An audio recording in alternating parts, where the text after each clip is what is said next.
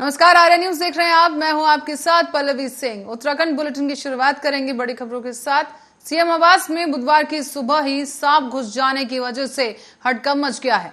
आपको बता दें कि इस पूरे मामले की सूचना वन विभाग की टीम को दी गई और टीम ने मौके पर पहुंचकर सांप को बमुश्किल पकड़कर जंगल में छोड़ दिया है। दरअसल बुधवार की सुबह मुख्यमंत्री पुष्कर सिंह धामी के कालापुल नरारा तराई स्थित आवास में सांप घुस गया था। इस बीच सूचना वन विभाग को दी गई और वन विभाग सुरक्षा टीम ने रेंज अधिकारी RS मंडराल को ये सूचना दी गई, जिसके बाद सीएम आवास में सांप घुस जाने की सूचना पर वन विभाग में हड़कंप मच गया है। तत्कालीन वन कर्मी अनुज मिश्रा और जयवीर के नेतृत्व में टीम आवास पर पहुंची और घर में रखे गमले के पीछे से सांप को बमुश्किल पकड़ा गया है। इस दौरान मुख्यमंत्री आवास में स्टाफ के बीच भी अफरा तफरी मची रही और टीम ने सांप को पकड़कर जंगल में सुरक्षित छोड़ दिया है। फिलहाल आपको बताते चलें कि मानसून सत्र शुरू होते ही सांप अपने बिलों में पानी घुस जाने की वजह से बाहर निकल आते हैं। ऐसे में वो सूखी जगहों पर और घरों में आ जाते हैं। मुख्यमंत्री आवास में सांप घुस जाने की सूचना आस पड़ोस के लोगों में भी खासा चर्चा में रही।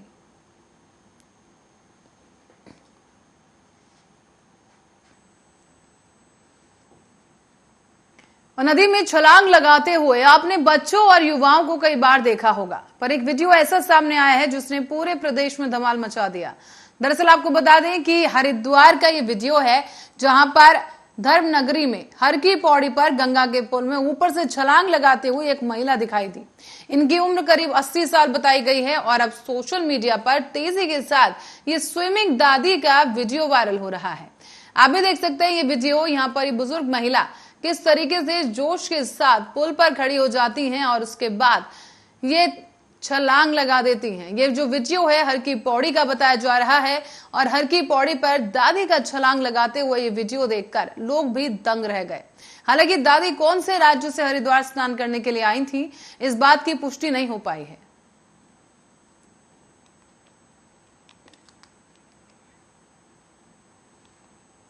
और इसी बीच धर्मनगरी हरिद्वार में मारपीट का एक वीडियो वायरल हो रहा है। यहाँ पर कुछ युवक आपस में बुरी तरह से लड़ते हुए देखे गए। दावा किया जा रहा है कि ये वीडियो हरिद्वार कोतवाली क्षेत्र के स्थित रोड़ीबेल वाला मैदान का है, जहां पर बीते सोमवार की शाम को स्थानीय दुकानदारों और यात्रियों के बीच ये मारपीट हुई है। इस वीडियो में कई युवक एक दूसरे पर लाठी डंडे बरसा रहे हैं। सर में कोल्ड ड्रिंक की बोतलें भी इस दौरान फोड़ी गई और डंडा लगते ही एक युवक घायल भी हो गया है।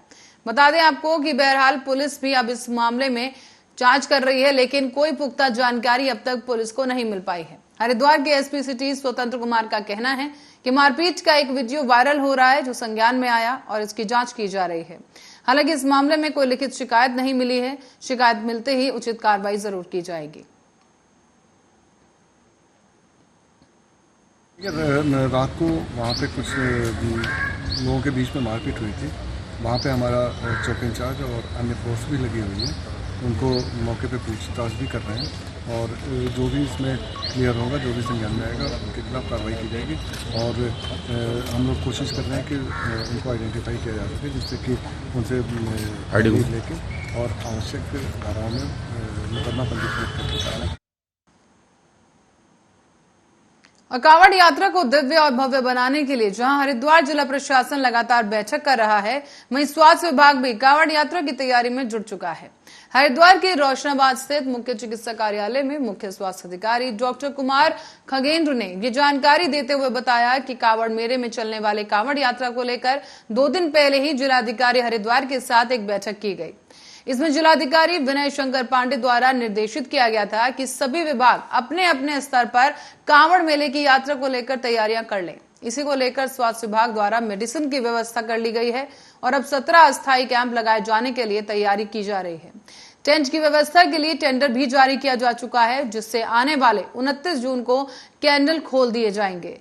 मुख्य चिकित्सा अधिकारी ने यह भी जानकारी दी कि 20 से लेकर 25 लाख रुपए के आसपास का टेंडर है और जानकारी देते हुए बताया गया कि फास्टेस्ट दवाइयों का टेंडर लगभग 42 लाख का है, जिसे फाइनल कर दिया गया है। और उन्हें जानकारी देते हुए बताया कि जो 17 मेडिकल स्थायी कैंप बनाए जाएंगे, उनमें से 24 घंटे सेवा उपलब्ध रहेगी।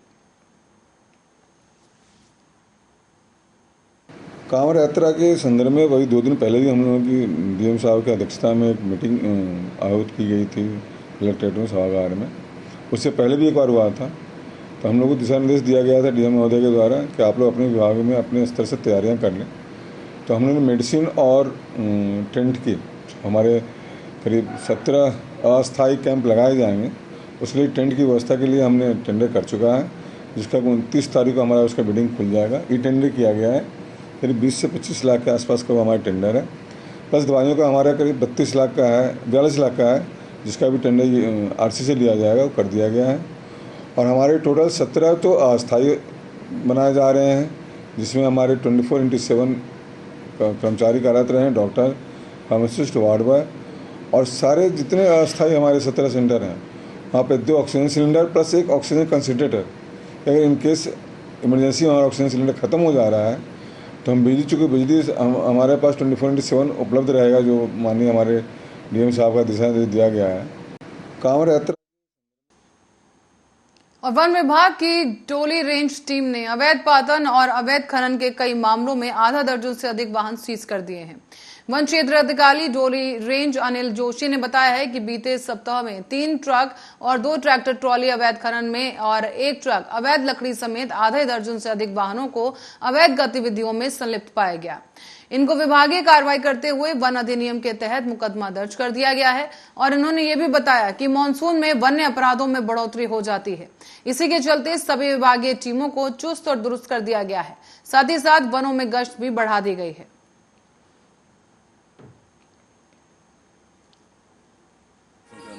विगत 1 सप्ताह में अवैध खनन और अवैध पादन के विरुद्ध कड़ी कार्रवाई करते हुए हमारे डोली रेंज की टीम के द्वारा 6 वाहन सीज किए गए हैं और आगे भी कार्रवाई जारी है और टीम को चाक चौबंद कर दिया गया है। और आने वाले सीजन बरसात का सीजन है, जिसमें कि चोरी चकारी भी जंगल से बढ़ जाती है, तो इसके लिए भी जो वनकर्मी है उनको अलर्ट किया गया है। विगत 1 सप्ताह में 3 ट्रैक्टर सीज किए गए हैं अवैध खनन के अंतर्गत और 2 ट्रक सीज किए गए हैं, 1 ट्रक सीज किया गया है। बिल्कुल अवैध रूप से लकड़ी लाने पर ही ट्रक को सीज किया गया है और आगे जांच चल रही है इन सब समस्त जितने भी प्रकरण हैं इनकी, और जल्दी कार्रवाई की जाएगी। अवैध खनन में जो 3 ट्रॉलियां सीज की गई हैं अवैध खनन के अंतर्गत, कड़ी कार्रवाई करते हुए जारी रहेगा। और जल्दी जो भी मतलब इसमें वन कर्मी इस ओर लगे पड़े हैं कि जो भी अवैध खनन और अवैध पातन में लिप्त है उनके।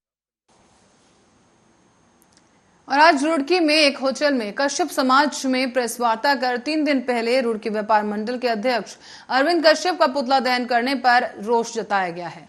व्यापार मंडल के अध्यक्ष अरविंद कश्यप ने बताया है कि इमरजेंसी लगाने वालों का पुतला दहन करना चाहिए था, लेकिन मेरा पुतला दहन किया गया है, जिस वजह से मेरे समाज के लोगों में रोष बना हुआ है। इसको लेकर आज मेरे समाज द्वारा प्रेस वार्ता की गई और व्यापार मंडल अध्यक्ष अरविंद कश्यप ने यह भी कहा कि जिन लोगों ने ये पुतला दहन किया है, मैं अपने वकील से बात कर उन लोगों पर मानहानि का मुकदमा दर्ज करवाऊंगा।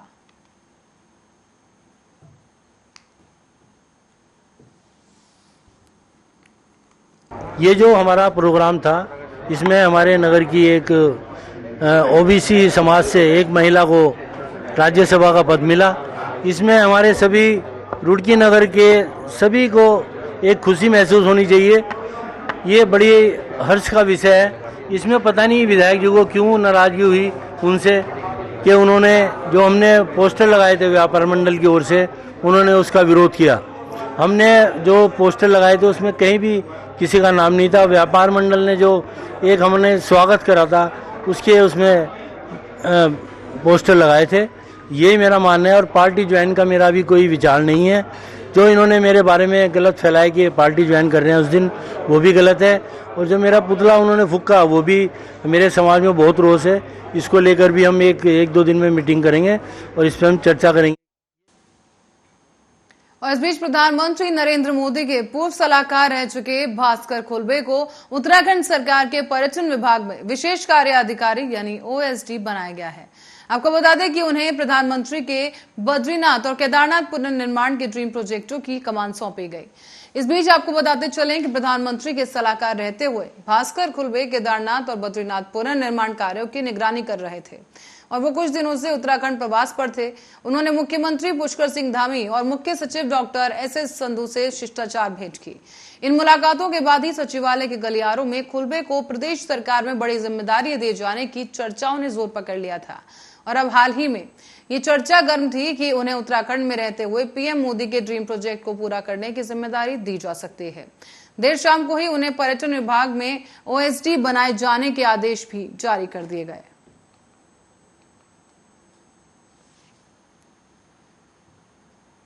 और उत्तराखंड में मानसून ने दस्तक दे दी है। राजधानी समेत पहाड़ के कई जिलों में और मंगलवार से सुबह से ही इन जगहों पर झमाझम बारिश हो रही है।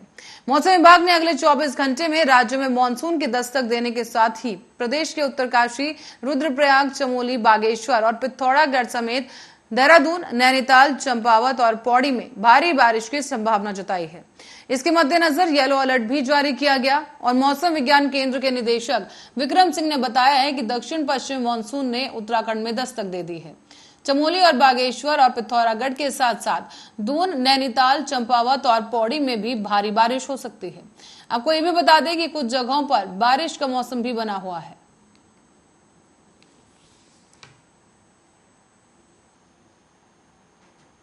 और अब खबर आपको बता दें कि यहाँ पर अगर आपके मोहल्ले में फ्यूज उड़ने की वजह से बत्ती गुल हुई है या फिर यूपीसीएल ने अब 4 घंटे के भीतर ही बिजली ठीक करने का वादा किया लेकिन बिजली ठीक नहीं हो पाई, तो इसके बाद हर घंटे के हिसाब से उस मोहल्ले के प्रभावित हर उपभोक्ता को 10,000 रुपए का मुआवजा मिलेगा। आपको बताते चलें कि वोल्टेज बढ़ने पर घर के एसी, टीवी, फ्रिज जैसे उपकरण फूकने पर भी मुआवजे की राशि बढ़ाकर 1,000 से 5,000 रुपए करने की तैयारी है। ये बदलाव उत्तराखंड विद्युत नियामक आयोग लागू करने जा रहा है और आयोग के सदस्य तकनीकी एमके जैन ने बताया है कि यूईआरसी स्टैंड ऑफ परफॉर्मेंस रेगुलेशन 2022 का ड्राफ्ट जारी किया गया है। इस पर सभी हितधारक 11 जुलाई तक अपनी राय डाक या फिर ईमेल के माध्यम से दे सकते हैं। इसके अलावा 27 जुलाई की सुबह 11 बजे आयोग कार्यालय में जन सुनवाई में आकर भी सुझाव दिए जा सकते हैं। सुझाव आने के बाद आयोग इस रेगुलेशन को लागू कर देगा। नया एंटी कनेक्शन 15 दिन के अंदर देना होगा। इसके साथ ही 5 रुपए प्रति हजार प्रतिदिन के हिसाब से रोजाना अधिकतम 500 रुपए जुर्माना यूपीसीएल पर लगेगा। एसटी कनेक्शन के लिए भी अलग से समय सीमा के हिसाब से काम न करने पर जुर्माने का प्रावधान होगा।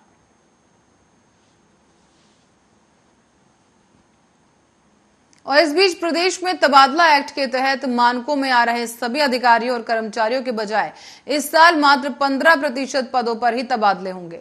विभाग से आए प्रस्तावों पर कार्मिक विभाग की ओर से इसकी फाइल अनुमोदन के लिए मुख्यमंत्री के पास भी भेजी गई है। प्रदेश में तबादला एक्ट के तहत 2 साल के बाद अधिकारियों और कर्मचारियों के तबादले होने हैं और शासन ये चाहता है कि मानकों में आ रहे सभी वर्गों के अधिकारियों और कर्मचारियों के तबादले हों, लेकिन कुछ विभागों की ओर से वित्तीय स्थिति को देखते हुए एक समिति दायरे में तबादलों का अनुरोध किया गया है। विभागीय अधिकारियों के मुताबिक शासन में विभिन्न विधायकों और विभागों की ओर से इस तरह के प्रस्ताव आए हैं। इन विभागों की ओर से अनुरोध किया गया है कि इस साल मात्र 15% पदों पर तबादले किए जाएं। विभागों के प्रस्ताव पर कार्मिक विभाग की ओर से इसकी फाइल अनुमोदन के लिए मुख्यमंत्री को भेजी गई। इस पर अनुमोदन मिलते ही इस संबंध में अगले 1 से 2 दिन के भीतर शासनादेश हो सकता है।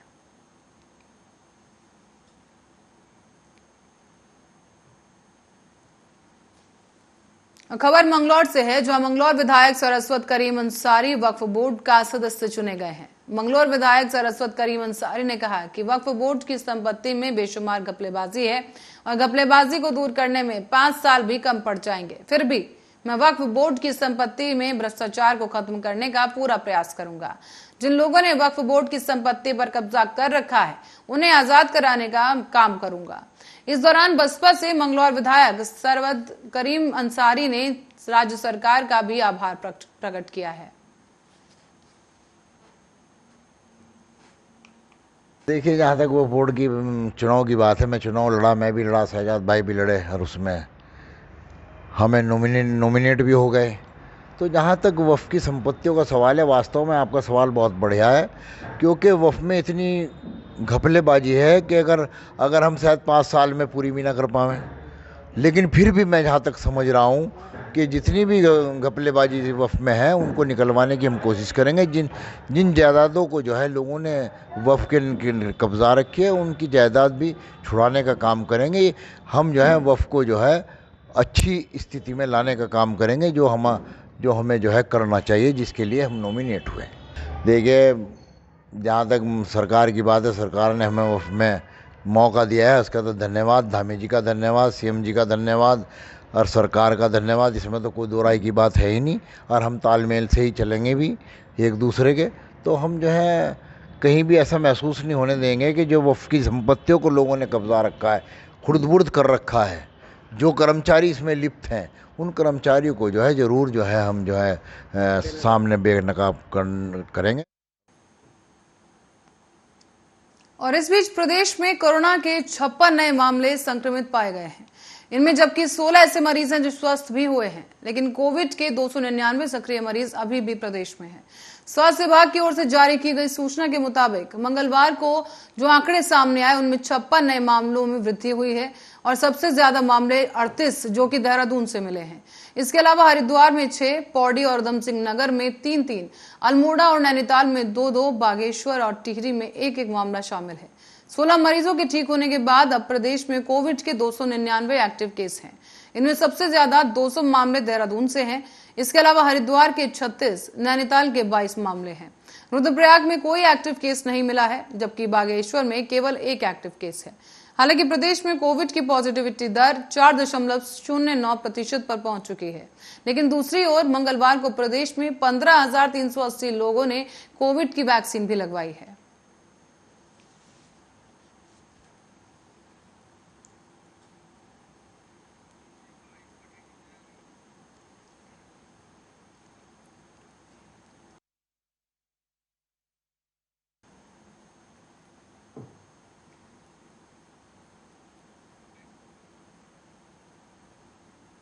और इस बीच फतेहपुर में कस्बा स्थित विद्यालय में सम्मान समारोह आयोजन किया गया। इस आयोजन का मुख्य उद्देश्य यूपी के टॉप 10 और जनपद में टॉपर छात्र छात्राओं को सम्मानित करना रहा। इसी क्रम में विद्यालय के शिक्षकों और अभिभावकों का सम्मान किया गया और सम्मान समारोह में बीजेपी में सिराथू और कौशाम्बी सांसद प्रतिनिधि ने बच्चों का सम्मान किया है। आपको बता दें कि इस सम्मान समारोह में सम्मान प्राप्त कर बच्चों में काफी खुशी दिखाई दी। हुसैनगंज के एएस इंटर कॉलेज मुस्तफापुर में विद्यालय का यह मामला बताया जा रहा है।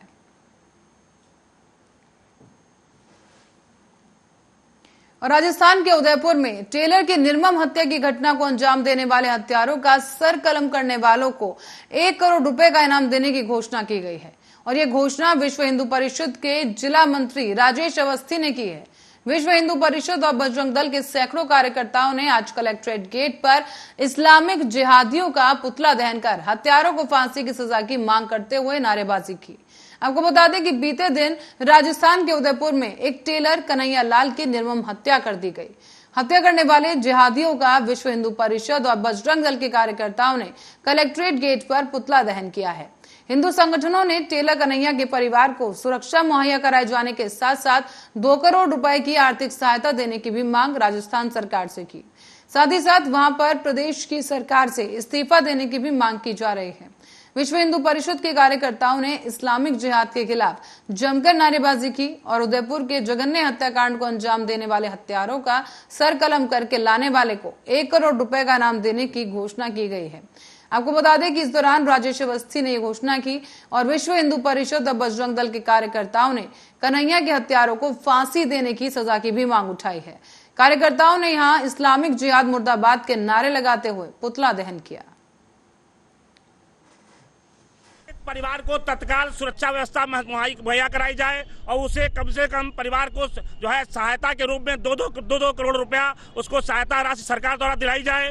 और जो ऐसे जिहादी तालिबानी मानसिकता के लोग हैं उनके लिए और अलग से व्यवस्था बनाई जाए, जिनको हमारा मानना है कि पब्लिक के लिए छोड़ देना चाहिए और पब्लिक उनके साथ में वही व्यवहार करे जो उन्होंने किया है। उनके साथ तलवारों के साथ, उनके साथ लातों के साथ, घूसों के साथ, डंडों के साथ में उनसे वही व्यवहार करके और उनकी सड़क पर पटक पटक करके हत्या करेगी, तभी ये हमारा ये जो आक्रोश है हिंदू समाज का पूर्ण होगा। और अगर वो यहाँ योगी जी की सरकार है, अगर वो यहाँ होते तो हम लोग मांग जरूर करते कि एक बार उन तालिबानियों को हम लोगों को दे दो, कम से कम हिंदू समाज उनको औकात बता दे।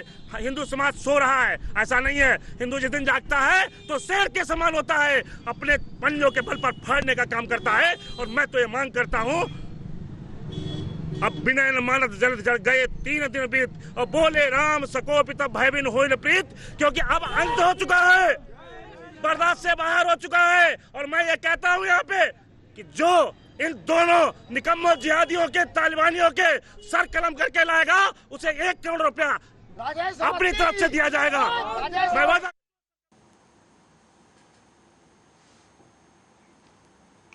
और इसी खबर के साथ ही बुलेटिन में फिलहाल के लिए इतना ही। आप बने रहे हमारे साथ, देखते रहे आर्या न्यूज।